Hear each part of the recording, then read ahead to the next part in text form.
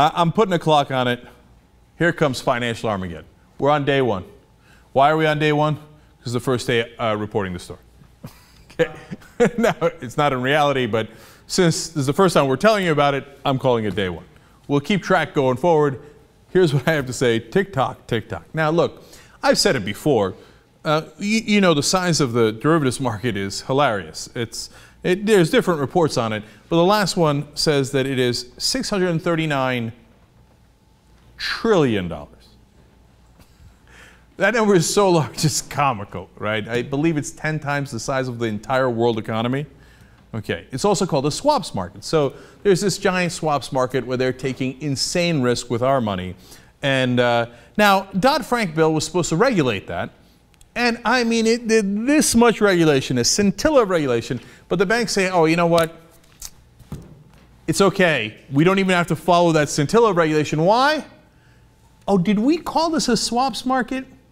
We meant futures market. That's not part of your regulation at all. So futures, yes, that's what it is. So let me begin to explain that trick to you. Elzar David Melendez explains futures traders are required to set aside less collateral on their trades, an incentive to place larger bets. So do you understand that? They're moving to the futures market because they can put down less collateral and make larger bets. Now, if you put down less money and you make bigger bets, guess what happens? Because if you make a tiny little error, you don't have the money to back it up. That's how we got into the mess in 2008. They're putting that on steroids. This is going to be awesome. Under the new regulatory regime, all but a few of the so-called block trades must be disclosed to other market participants, enabling regulators to monitor the scope of the regulation. Now, this is what they're trying to get rid of. So they're saying, now, even those tiny little trades will not be monitored. Oh, great. That won't cause trouble at all either. Continuing. By contrast, which future trades must be disclosed and which can be kept private are generally left to be determined by the private companies that operate the exchanges. Good night, Irene. Don't worry, the banks will regulate themselves, and those exchanges that get all of their money from those banks, well, I'm sure will be very tough in regulating them. In other words, good night, Irene, there ain't going to be no regulation, okay? So, furthermore, under Dodd-Frank, losses on swaps trades are limited to parties that engage in that trade.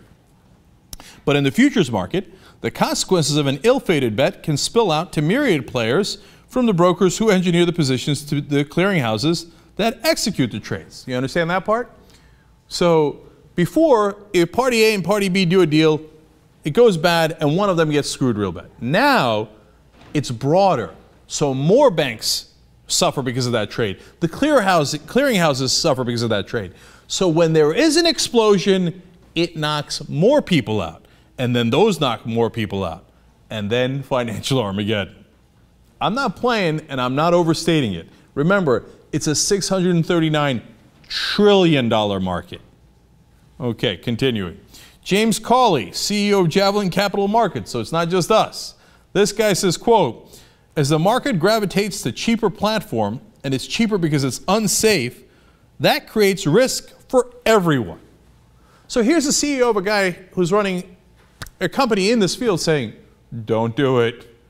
Don't do it. It's a really bad idea, and it's going to blow up on all of us. They're like, yeah, step aside, step aside. All right, here's one more. George Harrington from Bloomberg. A margining regime that favors financial futures over financial swaps runs the risk of increasing systemic risk. By systemic risk, they mean risk that applies to the entire system. One thing goes down, it's a bunch of dominoes, and they all go down. Here are people inside Bloomberg, inside Javelin Capital Markets saying, don't do it! The swaps market was a disaster to begin with. That caused the 2008 crash. Now we're going to get something even riskier that affects even a bigger portion of the markets. Tick, tick, tick, tick, tick, tick, tick, tick. And let me tell you guys who's going to bring this disaster to you. It's a group called the CME Group. Why are they so important? They're setting up the exchanges where they do not regulate the banks, and the regulators and they get to do all this trading. And this is where it's going to blow up. Now, you can look back later after it blows up to this video. Don't listen to any of the other nonsense. Actually, the right wing will blame it on the government later. They'll blame it on this. They'll blame it on that. I'm telling you ahead of time. It's going to happen, and it's going to happen at the CME Group. What do they run? They run the Chicago Mercantile Exchange and the Intercontinental Exchange, which is probably the riskiest place on earth. Anything that comes out of the Intercontinental Exchange, watch out, okay? And by the way, here's something fun. They're about to buy the New York Stock Exchange.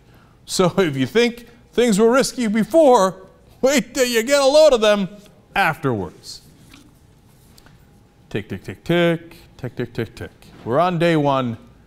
I don't know when it'll blow up. I don't know if it'll be 2 months, 2 years. I don't know how long they can keep it together with duct tape, but I guarantee you this. If you take this amount of risk with this amount of money, it will bring down the entire global financial system. That sounds harsh, but it isn't. They're all connected. There's no way around it. It's a pure matter of logic. All right, you have that to look forward to.